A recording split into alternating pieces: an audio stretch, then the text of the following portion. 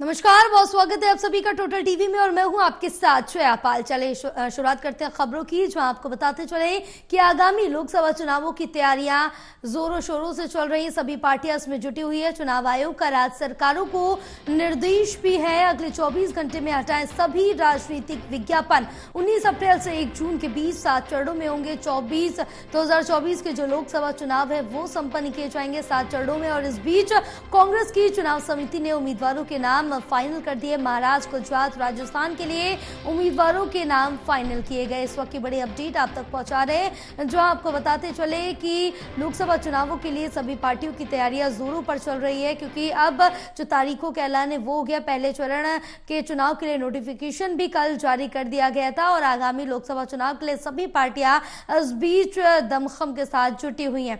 हमारे साथ associate editor Pradeep Kumar live जुड़े हुए हैं। प्रदीप, आप जिस तरह से देखें कि पहले चरण का जो मतदान है 19 अप्रैल को होना है, जिसको लेकर सभी जो पार्टियां हैं वो चुनावी तैयारियों में जुट चुकी हैं। देखिए, बिल्कुल और चुनावी बिगुल बजा हुआ है और जिस तरीके से 7 चरणों में मतदान होना है उसके लिए पहले चरण की अधिसूचना कल जारी कर दी गई केंद्रीय चुनाव आयोग की ओर से, जिसमें तमाम जो राज्य जो जिनमें 21 राज्य हैं जहां चुनाव होना है। 102 सीटें हैं जहां पर पहले चरण के तहत वोटिंग होगी। 19 अप्रैल से 1 जून के बीच ये मुकाबला पूरी तरीके से 7 चरणों का होगा। लेकिन अगर दूसरी तरफ देखें तो चुनाव आयोग की ओर से दिशा निर्देश दिए जा रही हैं।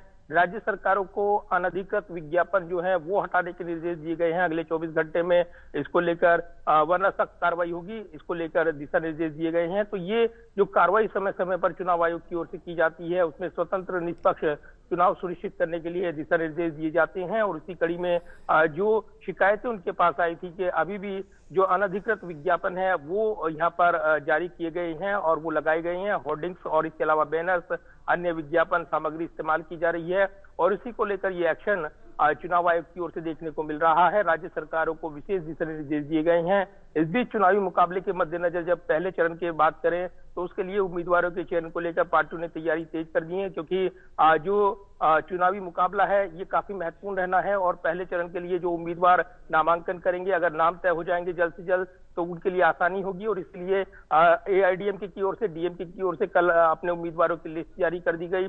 इधर कांग्रेस की ओर से कल सीएसी की बैठक हुई थी जिसमें कई राज्यों के जो उम्मीदवार हैं वो तय किए गए हैं।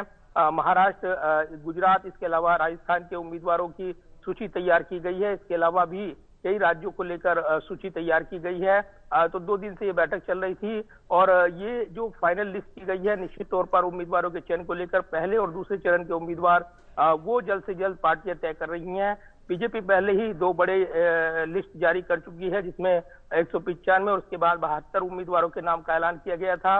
और इस बीच हम देख रहे हैं जब राजनीतिक गतिविधि बढ़ी हुई है, राजनीतिक वार पलटवार भी देखने को मिल रही हैं। कल एक निजी टीवी चैनल के कार्यक्रम में प्रधानमंत्री नरेंद्र मोदी ने विपक्ष पर जोरदार हमला बोला और जो भाषा इस्तेमाल की जा रही है विपक्ष की ओर से उस पर आपत्ति दर्ज कराई। उन्होंने 104वीं गाली औरंगजेब को लेकर जिक्र करते हुए जो शिवसेना नेता संजय राउत का बयान आया उद्धव ठाकरे गुट के, उसको लेकर उन्होंने हमला बोला था। तो ये राजनीतिक वार पलटवार भी इस चुनावी मुकाबले में देखने को मिल रहे हैं।